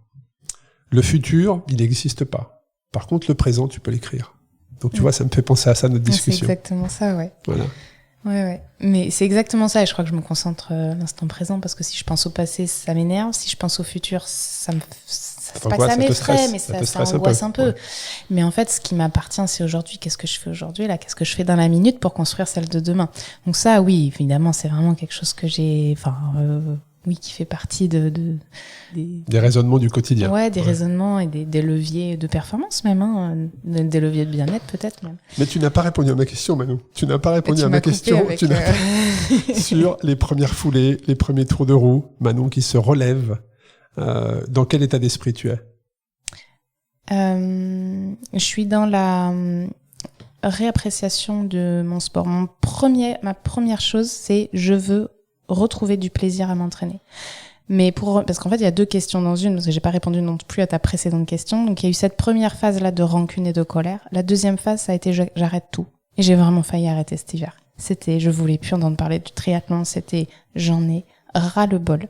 J'ai donné tout ce que j'avais. Mais tout. J'ai donné mes tripes, j'ai donné mon temps, j'ai donné tout ça. C'était une injustice pour toi. Ce qui t'arrivait était une injustice. Oui, même si c'est pas le bon mot, parce que c'est très victimisant finalement ce mot, et qu'on est responsable de tout ce qu'on fait, de tous nos choix dans notre vie. Et moi, j'ai vraiment cette notion-là de responsabilité. Mais je trouvais que c'était... j'ai vraiment pas... j'avais vraiment du mal à accepter les mauvais choix que j'avais pu faire. les mauvais entourages que j'avais pu avoir, une seule personne, il y a eu vraiment qu'une seule personne. Donc j'ai eu un moment où je me suis dit, en fait, j'ai eu un dégoût profond pour la discipline, pour le sport. Et quand ça commençait à aller un petit peu mieux et que j'ai réussi à remonter sur un vélo, à refaire quelques foulées, je me suis rendu compte à quel point j'aimais ce sport et à quel point il était moi, en fait. Je suis pas le triathlon et le triathlon n'est pas Manon, mais ça fait vraiment partie de mon identité. Et je pense que c'est aussi à travers le triathlon que je me suis vraiment construite en tant que personne. Et je me suis dit, j'ai mis une autre dimension, en fait, à mon rapport à cette activité. C'est que j'étais plus dans, j'utilise le triathlon pour me donner de la valeur ou pour trouver ma valeur. C'était, j'ai de la valeur et je vais mettre cette valeur dans l'activité que je fais. J'avais clairement inversé en fait mon rapport à la discipline.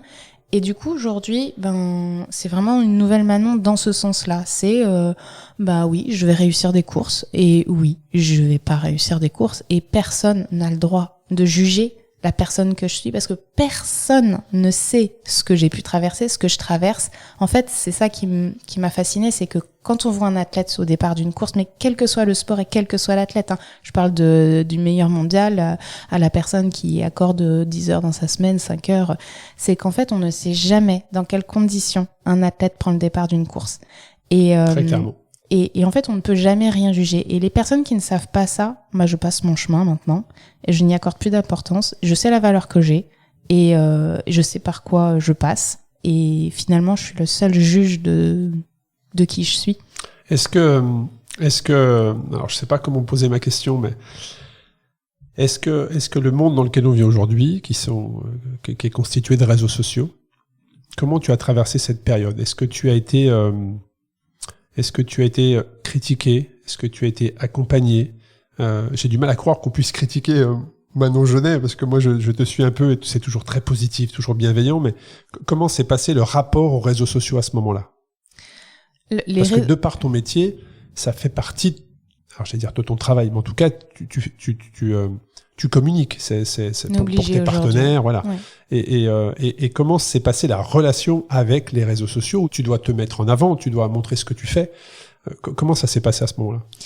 Les réseaux sociaux, c'est une opportunité pour tous les athlètes de n'importe quelle discipline de se faire notre propre com. On n'attend plus le journaliste. Aujourd'hui, on communique sur nos réseaux sociaux. Donc ça, c'est vraiment un très bon point. Moi, j'ai essayé de rester vraiment dans ma ligne directrice. C'est-à-dire, j'ai toujours été honnête, sincère. J'ai jamais tout communiqué. C'est-à-dire qu'on regarde ma page, mes réseaux sociaux, je communique 5% de ma vie. Je communique ce qui est lié au triathlon, un petit peu mes proches. Et puis voilà, finalement, les gens savent pas grand-chose de ma vie en dehors de ce que je peux communiquer sur le sport, mais effectivement les réseaux sociaux on nous demande souvent de briller et d'ailleurs ce qui ne brille pas n'attire pas trop, mais j'ai eu un rapport assez compliqué aux réseaux sociaux parce qu'en fait j'avais envie d'en partir parce que quand on est sous les feux des projecteurs et qu'on n'est pas bien, c'est compliqué parce qu'il faut montrer une certaine facette et c'est pas forcément la vérité. Et comme je suis quelqu'un de sincère, en fait j'étais pas vraiment moi-même, j'étais pas alignée en fait.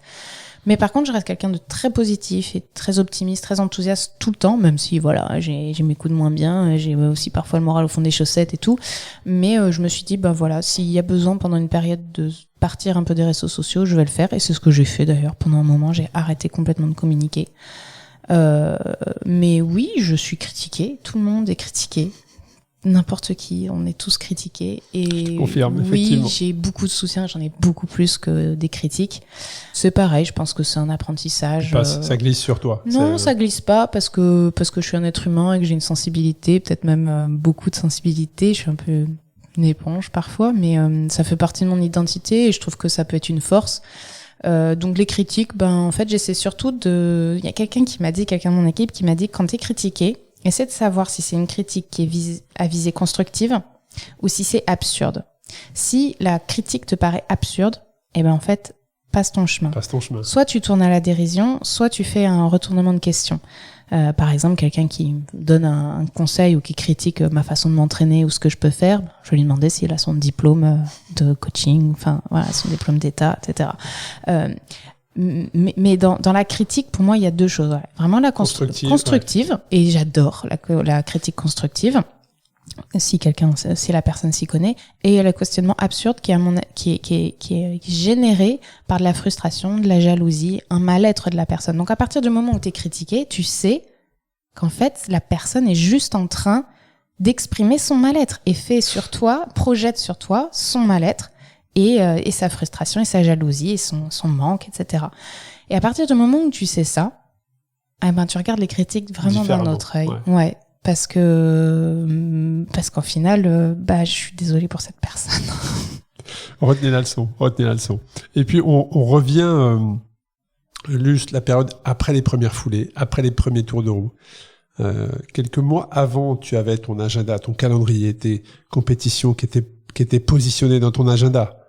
Là, il se passe quoi en fin 2022 ? Est-ce qu'on parle de compétition ? Est-ce qu'on parle de Manon sur des championnats ? Est-ce qu'il y a un calendrier qui se met en place ? Ou il y a juste le plaisir de faire du sport ? Et puis, on verra un peu plus tard. Ah non, mais fin 2022, on ne parle pas de triathlon. Hein. En fin 2022, j'ai des projets en tête. Ouais. J'arrête. Hein. J'arrête. Non, oui, j'arrête pas. Je me laisse encore cette opportunité-là de retrouver la flamme. Mais non, non, j'y suis pas. Franchement... C'est début février que ça y est, ça revient. Début février, c'était il y a pas longtemps. C'est ce que j'allais dire. C'était il y a pas si longtemps. Ouais, début février. Mais en fait, c'est là que je me suis rendu compte. Je me suis dit, waouh, mais alors là, le chemin, il va être long pour retourner à la performance. Parce que pendant ce temps-là, j'ai pas fait grand-chose. Mais en fait, j'ai trouvé une énergie incroyable. C'est ce que j'allais dire. Là, pour le coup, je te retourne ce que tu disais au niveau du corps, de l'énergie, du repos. Ouais, j'étais bien. Et puis, tu avais retrouvé probablement de la fraîcheur. J'aurais retrouvé plus de fraîcheur, même si je pense que j'aurais pu m'arrêter encore plus longtemps. Et d'ailleurs, c'est ce qui se passe maintenant. Oui, on va en parler. Mais je renoue avec des sensations qui sont saines. Et tu manges différemment ? Je me pose plus trop de questions. Pourtant, je suis accompagnée toujours. J'ai quelqu'un qui m'accompagne, mais... Ce que je veux dire par là, c'est qu'est-ce que tu as changé ? J'ai changé juste mon rapport. Quotidien. Je mange plus. J'ai changé mon rapport surtout à l'assiette. Je me prends moins la tête, je me fais plus confiance. Est-ce que tu es accompagné avec tout ce que tu as vécu, tu l'as partagé, mais est-ce que tu as un accompagnement psychologique sur ça pour essayer de prendre de la hauteur, de retrouver du plaisir dans l'assiette comme tu l'as dit, ou est-ce que c'est vraiment un travail que tu fais avec toi-même ? Ouais, je le fais avec moi-même. Pas par choix, parce que je pense que ça serait mieux que je sois accompagnée psychologiquement. Mais j'ai pas trouvé. J'ai fait quelques tentatives et c'était des personnes soit pas disponibles, soit voilà. Et en fait, comme mes expériences font que j'accorde très peu ma confiance. On en revient. Ouais. Au final, quand je me prends une ou deux portes, voilà, je me dis je serais très bien servie par moi-même. Donc ce rapport à l'assiette, je le travaille. À travers des lectures, à travers de la prépa mentale que je fais toute seule. Mais non, j'ai pas été accompagnée, mais c'est pas forcément quelque chose que je conseille parce que ça perturbe beaucoup. Il y a cette phase d'acceptation toujours. Ouais, il y a cette phase d'acceptation et puis cette lucidité qu'il faut absolument avoir, se rendre compte. Enfin, je discutais avec une copine il y a pas très longtemps qui a un diplôme en nutrition et elle me dit, tu sais Manon, j'ai tout de suite vu que tu avais un rapport à l'alimentation qui avait complètement déraillé. Elle me dit, tu passais ton temps à regarder la composition des assiettes des autres. Et je lui ai dit, mais j'avais tellement faim, je comprenais pas comment quelqu'un pouvait manger une assiette de pâtes comme ça et ne pas grossir, alors que moi, on m'avait dit que en fait, il fallait pas que je prenne de glucides. C'était horrible. Donc en fait, j'étais en questionnement permanent et ça a duré jusqu'à cet hiver. C'est terrible quand on mange 3 à 5 fois par jour et que 3 à 5 fois par jour, on se demande ce qu'on a le droit de manger. Ouais, c'est terrible. Ça, d'ailleurs, tu le décris parfaitement bien. On le voit. Enfin, moi, j'ai ton regard. Donc, tu vois, on est en face à face. Donc, je vois ton regard. Tu vois, quelquefois, tu fais un retour en arrière. On sent que ça t'a profondément marqué. On l'entend et c'est tout à fait normal. Je veux pas mettre du personnel, mais moi, j'ai connu un surentraînement quand j'étais sportif de haut niveau. Et j'ai connu la maigreur. C'est-à-dire que, tel que tu me vois là, tu enlèves 8 kilos. J'étais à 72 kilos pour 1,92. Et j'ai connu la faim. C'est-à-dire que la faim me réveillait la nuit. Tu vois, j'avais même pas besoin de réveil, en fait. Je savais qu'à 6 heures du mat, c'est la faim qui me réveillait. Et j'ai été profondément marqué par ça. Alors, moi non plus, je ne suis pas tombé dans l'anorexie, ni dans la boulimie, mais mais ça marque profondément cette sensation de faim et effectivement de regarder dans l'assiette. Et même parfois, tu remanges le soir en rentrant. Enfin, cette relation à l'alimentation est très compliquée et pour le maîtriser, ça prend un petit peu de temps pour retrouver une régularité et ne pas te prendre la tête avec ça en fait. Mais en tout cas, la calorie est très très importante pour le sportif, la sportive de haut niveau que tu es. Donc là, on repart en février. Il n'y a pas si longtemps que ça. Manon est de retour sur les routes, sur les chemins, dans les piscines. Et comment c'est constitué, comment c'est relancé, on va dire ça comme ça. Je sais même pas si on peut dire ta saison, mais en tout cas, comment c'est relancé 2023 jusqu'à, il y a 6 ou 7 semaines, et un impact avec une voiture ou le bitume. Tu vas nous l'expliquer, mais en tout cas, voilà, il y a quelques belles cicatrices. Explique-nous un petit peu ces 3 mois. Février, je reprends. Je suis quand même très loin de mes performances passées, mais je récupère assez bien. Et en fait, je suis qualifiée pour la 4e année consécutive pour les championnats du monde ITU. Donc, je suis en équipe de France. Donc, je me prépare pour ça. Et je pense que c'est ça aussi qui me fait reprendre un pied à l'étrier assez rapidement. Enfin, rapidement. Un peu forcé, parce qu'il y a un moment, il va falloir que je m'y remette, quoi. Je peux pas en 2 semaines être compétitive sur les mondiaux. Les émotions. Manon, les émotions de remettre ou de mettre, parce que c'était ta première sélection. Non, 4e. 4e. Alors, les émotions de remettre le maillot de l'équipe de France après ce que tu avais vécu. Est-ce que ça a glissé sur toi, c'est passé, c'était une étape, ou est-ce qu'il y a eu une vraie émotion à ce moment-là? L'émotion, elle est plus dans ce que j'ai envie de produire, de faire. Après, oui, mettre le maillot de l'équipe de France, c'est toujours une certaine émotion. On est là pour représenter la France, etc. Mais encore une fois, mon rapport au triathlon, il a changé. Je suis pas là. Enfin, je vais pas me servir de cette course pour exprimer ma valeur aux autres. C'est surtout moi me prouver où j'en suis et ce que je suis capable encore de faire. Et je sais que je suis capable de faire encore des très très belles choses. Ça, j'ai vraiment aucun doute.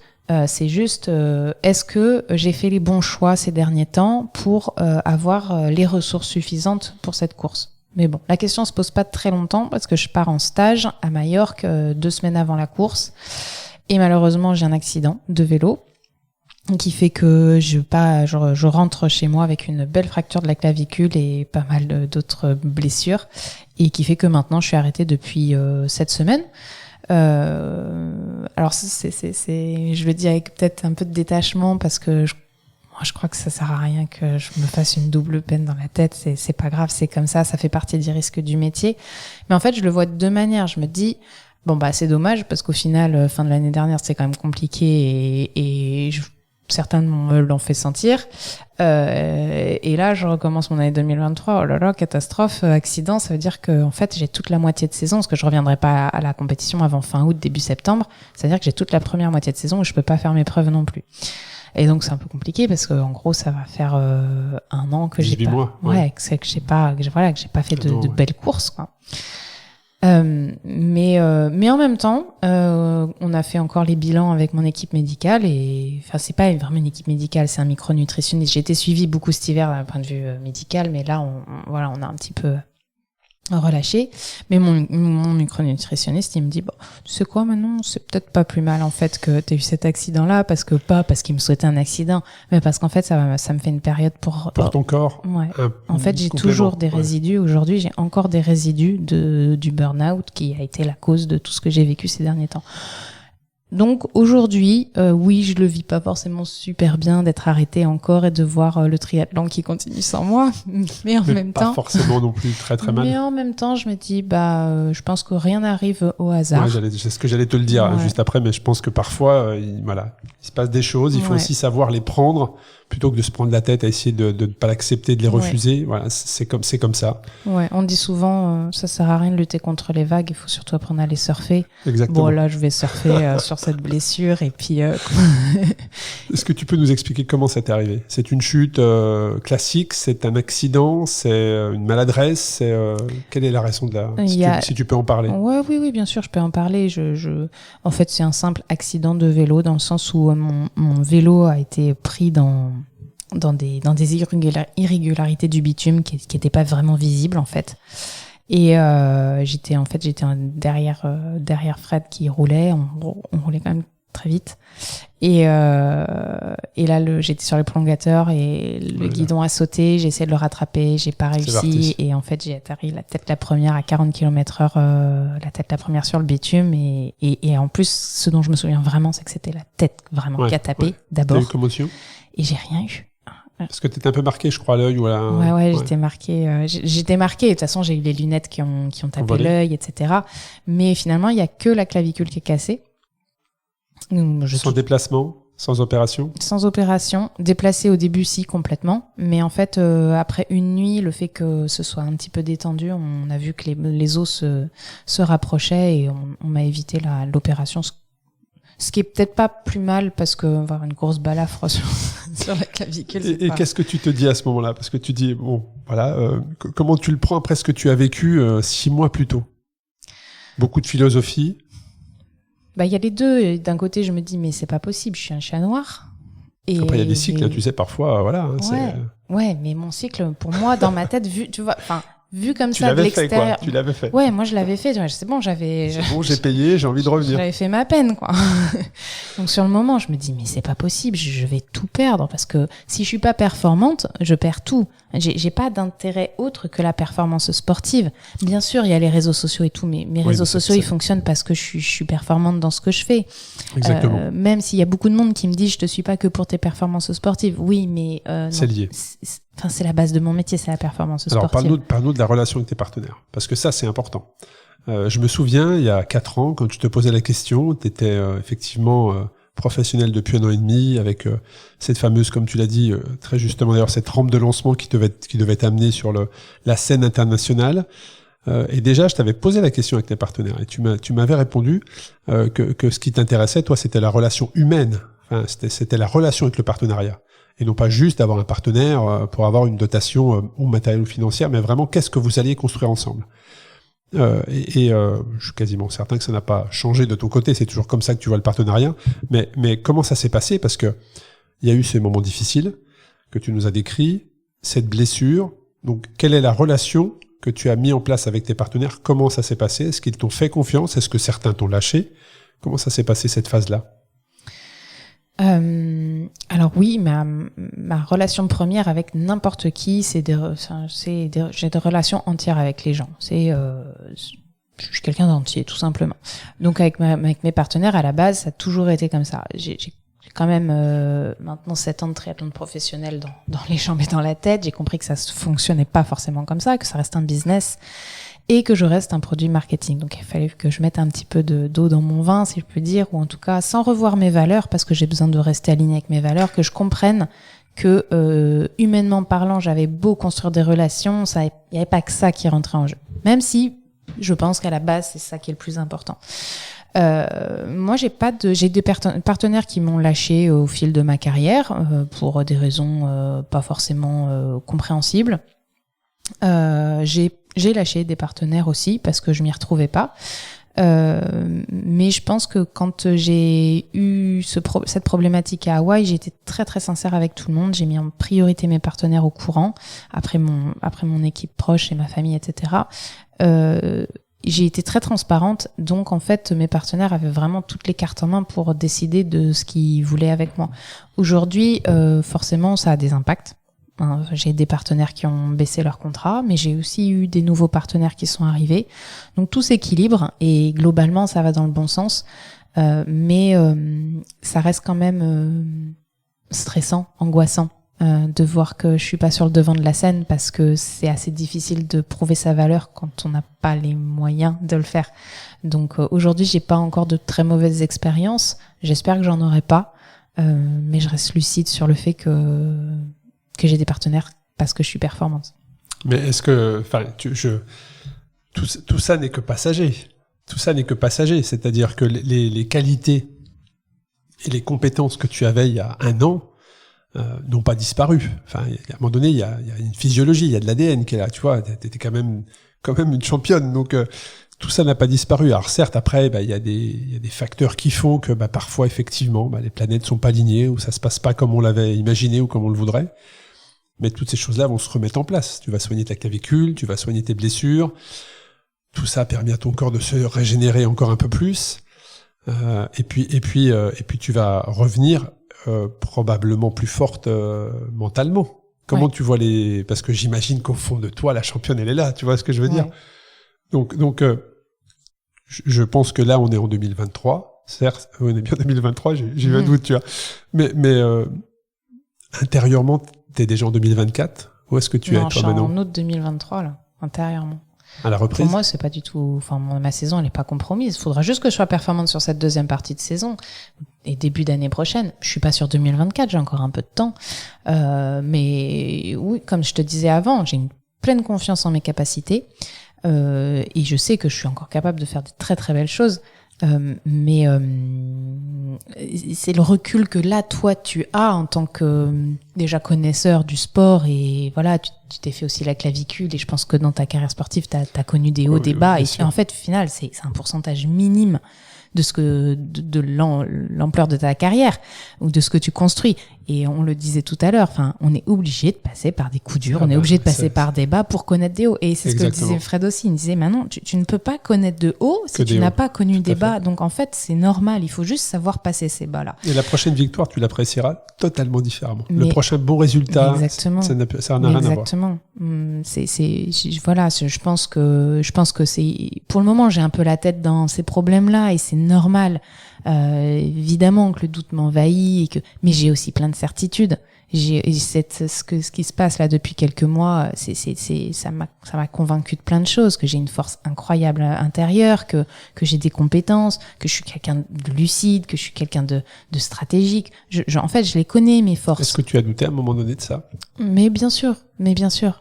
On doute, c'est normal en fait, parce que le sport de haut niveau est là pour nous mettre. Parfois, je pose des questions, j'ai une idée des réponses, mais je me dois de t'entendre sur ça, tu vois. Mais bien sûr, et je crois que je me suis jamais vraiment caché que le doute fait partie de n'importe quelle carrière. Et la personne qui vous montrera qu'il a zéro doute se ment à lui-même, parce que c'est pas vrai.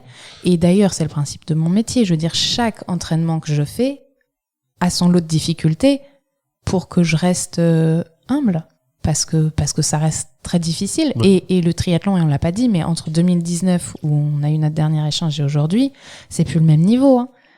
C'était une de mes questions justement. Quel regard tu as sur l'évolution de ton sport? Le triathlon, c'est de plus en plus connu. Donc, il y a de plus en plus de monde. Il y a de plus en plus de personnes qui sont vraiment des porte-drapeaux de certains messages de performance, etc. Donc, en fait, on est sur un sport qui est vraiment très forte évolution. Il y a de plus en plus de filles qui courent. Il y a de plus en plus de professionnalisation, de partenaires qui accompagnent, même si, voilà, ça reste probablement indécent par rapport à d'autres sports. Mais aujourd'hui, on est, sur une pente ascendante et le niveau, et je suis déjà contente que malgré ces difficultés-là, j'ai réussi à suivre le niveau. Parce que le niveau, depuis 2019 et aujourd'hui, c'est plus le même. C'est vraiment plus le même. On est vraiment passé sur des performances qui sont... Alors voilà, ma question, c'est plus le même parce que c'est les performances, mais qui se traduisent en data, c'est-à-dire en résultats, en chiffres. Ou est-ce que c'est plus le même parce qu'il y a une densité qui est plus importante, parce que il y a des relations avec les partenaires qui sont différentes, c'est plus structuré, peut-être les deux? Ça se structure. On a eu des organisations comme le PTO... Professional. Ça, il faut qu'on en parle aussi. Daytona, quoi.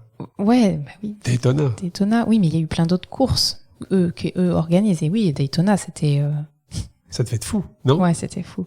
Ouais, La photo devant ces tribunes, là, elle est juste magnifique. Ouais. Ah, mais j'ai franchement...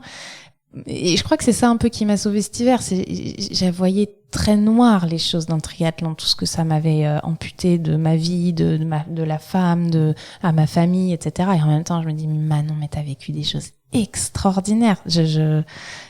Voilà, j'ai des souvenirs extraordinaires. Donc pour revenir sur notre question initiale, oui, le triathlon se professionnalise, se structure. Il y a de plus en plus de monde et du coup, il y a de plus en plus de bons résultats. Les athlètes bougent les lignes, autant chez les femmes que chez les hommes. Donc pour suivre déjà cette dynamique, faut s'accrocher. Est-ce que le matériel a évolué également? Ouais. Entre 2019 et aujourd'hui, est-ce que tu as pu voir? Alors je sais que tu as changé de marque également. Tu roules sur Cube, hein, c'est ça? Ouais. Et est-ce que le matériel, de manière générale, a évolué? Alors le matériel a pas mal évolué. Parce que chez les triathlètes, c'est vrai que vous êtes quand même hyper pointus. hyper pointu sur le matériel, sur la performance, sur le petit détail, les gains marginaux. Oui. Et après, je crois que ce qui est particulier dans notre sport, c'est que on a très peu de choses qui sont pas acceptées. Par exemple, je me compare au cyclisme. Il y a des règles UCI.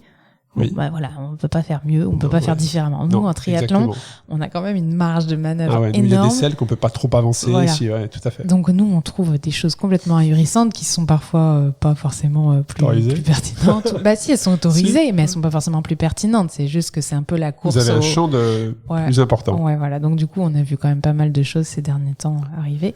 Mais je crois que ce qui a pas mal évolué aussi, c'est peut-être l'accompagnement de l'athlète.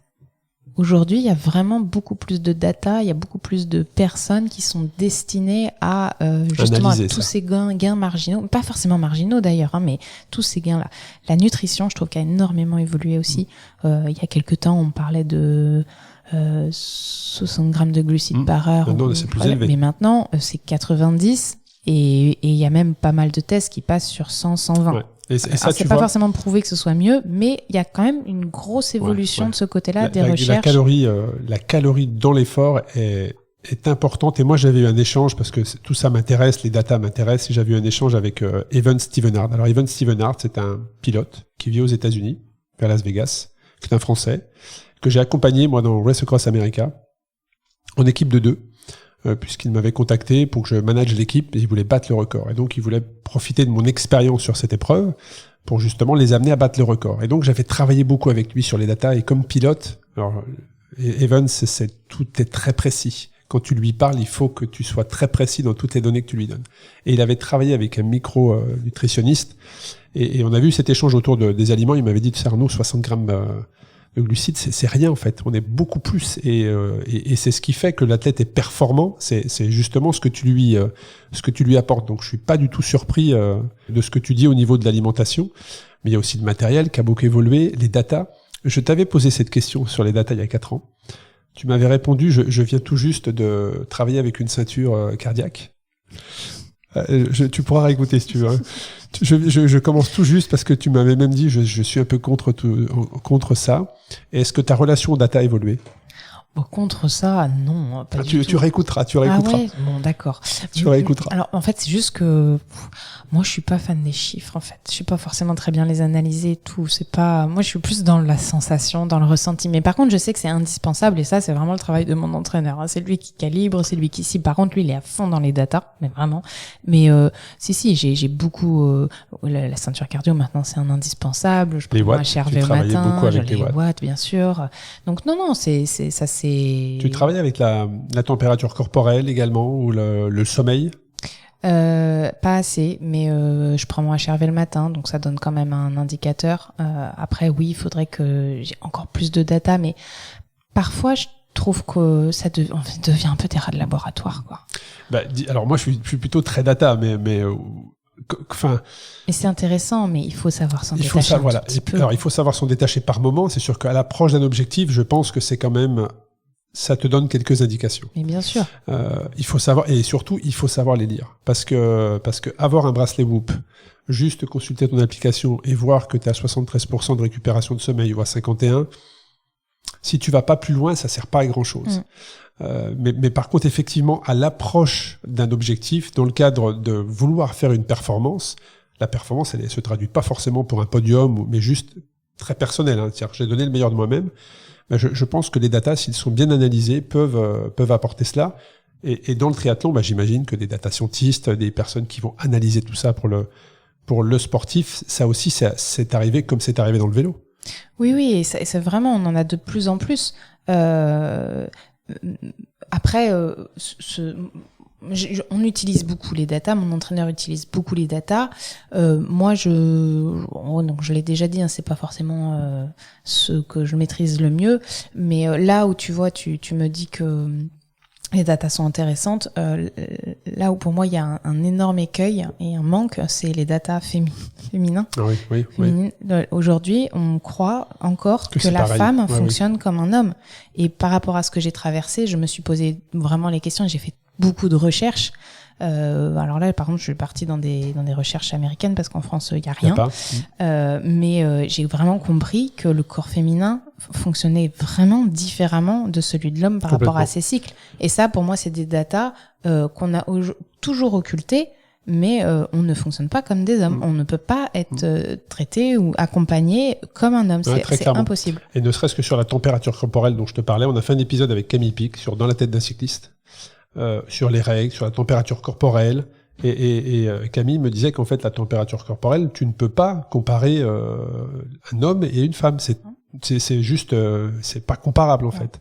Et c'est vraiment intéressant ce que tu dis, parce que c'est vrai que est-ce qu'une femme doit être coachée par une femme pour qu'il y ait une meilleure compréhension c'est quoi le... En fait, moi, c'est ce que je reproche beaucoup à la personne qui m'a suivie, c'est que je trouve qu'aujourd'hui, il y a encore une relation très patriarcale des hommes vis-à-vis des femmes dans le sport. Il y a une méconnaissance totale du fonctionnement du corps féminin, et ce sont souvent des hommes qui nous expliquent comment notre corps fonctionne.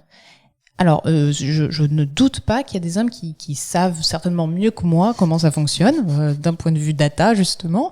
Mais la majorité, ce n'est pas le cas. Ils n'ont pas de formation, ou ils croient savoir, où il y a absolument pas de connaissances. Et là où ça m'interpelle, c'est que ce gars-là, il m'a clairement envoyé dans le mur. Il aurait certainement pas envoyé un gars dans le mur. Alors, j'ai vu ce qu'il a pu faire sur d'autres personnes, qui a été catastrophique aussi, mais ces gars-là, c'était des hommes. Au bout de quelques mois, il s'était remis, il a repris du poids, et puis ça n'a pas eu d'impact particulier. C'est pour ça que moi je comprenais pas. Mais pourquoi sur moi ça a eu un impact aussi terrible? En fait, tout simplement parce que les conséquences sur le corps d'une femme ne sont pas les mêmes. Et voilà, là où on a vraiment besoin de progresser en France, certainement au niveau mondial, mais je crois qu'en France on est quand même un peu vraiment en retrait par rapport à ça, c'est les datas sur le fonctionnement du corps féminin dans les sports d'endurance. Ouais, c'est hyper intéressant. C'est vrai qu'on en parle régulièrement sur le podcast Dans la tête d'un cycliste avec Camille justement, mais aussi Loïc le coach, et il y a vraiment de toute façon on le voit, il commence à y avoir une prise de conscience, mais on sent que c'est pas encore, il y a cette prise de conscience, mais il n'y a pas de réponse de manière concrète effectivement. Ouais. Donc il y a un vrai gap encore à franchir sur ça. Et on était sur les datas. J'ai encore quelques questions pour toi, Manon. Ta journée type, est-ce qu'elle a évolué aujourd'hui? Parce que je t'ai posé la question aussi il y a 4 ans, et tu m'avais dit que ta journée type commençait toujours par une séance de natation à jeun. Et quand tu ne faisais pas cette séance de natation, tu dormais. Tu en profitais pour te reposer. Est-ce qu'aujourd'hui, cette routine d'entraînement tu as fait évoluer de par ce qui t'est arrivé, quand tu n'es pas blessé? Comment a évolué ta journée type aujourd'hui? Alors, elle a évolué. Alors, je peux plus m'entraîner à 7 heures le matin parce que le club qui m'a accueilli à ce moment-là n'a plus été en capacité de m'accueillir parce qu'il y avait personne qui nageait à mon niveau. Donc, c'était un peu devenu une perte de temps pour moi. Donc, il a fallu que je sois complètement indépendante sur toutes les disciplines de mon sport. Donc la routine en soi, elle a pas évolué dans le sens où je fais toujours 2 à 3 sports par jour, 4 avec la musculation. Mais par contre, j'ai dû faire évoluer comment ça s'organisait dans la journée. Là où c'est intéressant, c'est que en fait, comme cette période-là était compliquée d'un point de vue physiologique, que j'avais en fait des phases de profonde fatigue physique et mentale. Avec mon entraîneur, on a essayé à peu près tout ce qu'on pouvait, faire des blocs d'entraînement sur 2 jours, 4 jours, 5 jours, des blocs d'entraînement consécutifs. Par exemple, 3 jours à fond, 2 jours de récup, 3 jours à fond. En fait, je crois que j'ai tout fait. Mais vraiment, j'ai fait tout ce qu'on pouvait faire. Alors, le seul truc que je n'ai pas encore fait, mais qui va venir, mais de toute façon, c'était pas possible, je pouvais pas l'encaisser, c'est l'altitude. J'ai pas encore fait l'altitude, donc ça devrait arriver là, une fois que je serai remise. Mais je crois que j'ai fait absolument tout ce qu'on pouvait faire dans les sports enchaînés, l'organisation hebdomadaire ou mensuelle. Donc en fait aujourd'hui, comme rien n'a eu vraiment d'effet positif puisque j'étais de toute façon très très mal en point, je ne sais pas aujourd'hui ce avec quoi je fonctionne le mieux. Il va falloir que je renouvelle ces expériences, que je réapprenne. Ton parcours, tu sais, dans ce que tu dis, ça me fait un peu penser à quelqu'un qui a un accident grave et qui doit réapprendre des choses, réapprendre à marcher, réapprendre à s'alimenter. Ça me fait penser à ça dans ce que tu décris. C'est-à-dire que tu as tout essayé et maintenant, il va falloir que tu réapprennes un petit peu tout ça. Quelle relation aussi avec ton corps, l'effet que ça a sur ton corps. Voilà. En fait, il va falloir que sur un corps sain, je sache ce qui fonctionne. Et jusque-là, j'essayais de trouver ce qui pouvait fonctionner, mais sur un corps qui était pas en bonne santé. Donc forcément, le résultat, il n'est pas été à la hauteur de ce que ça pouvait produire. Donc maintenant, je sais où je vais, c'est-à-dire que, je sais ce que je peux tester, mais j'ai pas encore de réponse sur ce qui fonctionne le mieux. Je la donnerai pas d'ailleurs, ma réponse. Ça reste secret. On va arriver sur la fin de l'épisode. Manon, est-ce qu'il y a quelque chose que tu voudrais nous partager ou une question que je ne t'ai pas posée à laquelle tu aurais aimé répondre? Ou est-ce qu'on a balayé l'ensemble de ces 4 années depuis notre dernier échange? C'est une bonne question à laquelle j'étais pas préparée. Les autres non plus d'ailleurs, je précise. Je te fais gagner un petit peu de temps. Je te fais gagner un petit peu de temps dans ta réflexion. C'est que je n'envoie jamais les questions aux personnes qui sont en face de moi parce que c'est une discussion, ce n'est pas une interview. Et donc c'est pour ça que j'ai toujours cette petite question de fin qui déstabilise un petit peu.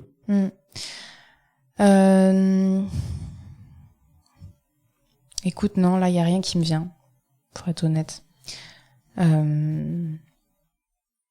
Alors, est-ce qu'on va attendre à nouveau 4 ans pour avoir un 3e épisode ensemble ou on se donne rendez-vous dans combien de temps on se donne rendez-vous quand j'ai atteint mes objectifs, ou ça peut être dans 4 ans. J'espère que ça sera encore dans 4 ans. Imagine si je suis encore là il y a 4 ans.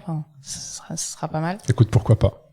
Ça sera bien. Ouais. Pourquoi pas? En tout cas, c'est toujours avec beaucoup de plaisir que j'échange avec toi parce que c'est fluide, tout se passe bien et on a une vision du sport qui semble être commune. Donc, un grand merci à toi pour ton temps, pour ta disponibilité. Et puis, je te souhaite bien évidemment tout le meilleur pour cette année, pour les années à venir. Et puis, comme on dit dans le cyclisme, que tu aies le vent dans le dos dans les mois à venir, mais que tout se passe bien pour toi, que tu te reconstruises et que tu nous fasses de nouveau rêver. Merci Manon. Merci beaucoup Arnaud. Merci d'avoir écouté cet épisode captivant d'Ultra Talk. J'espère que cette conversation inspirante avec des individus audacieux vous a laissé avec de nouvelles perspectives et une motivation renouvelée. N'oubliez pas que vous aussi, vous pouvez embrasser l'extraordinaire dans votre propre vie. Restez connectés sur les réseaux sociaux Ultra Talk et sur le site ultratalk-podcast.com. Continuez à vous aventurer et à repousser vos limites.